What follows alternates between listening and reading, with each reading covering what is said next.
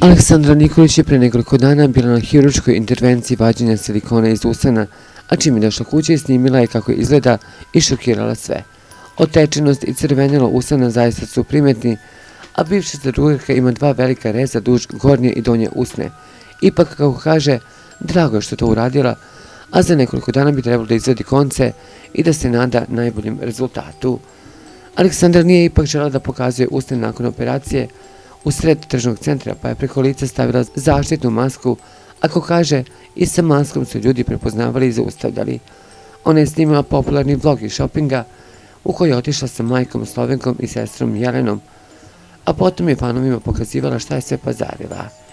U želji da joj pruži podršku za nedavno otvoren YouTube kanal, njen dečko Dejan Dragojević objavio je ovaj snimak na svom Instagram storiju i pozvao sve svoje pratioce da ga pogledaju uz prilično šokantan naslov.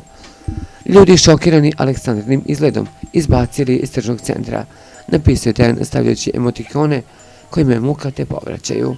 Sigurno je da je Dejan želeo samo da se našali, ali ove njegove reči nisu naišle na odobravanje u javnosti.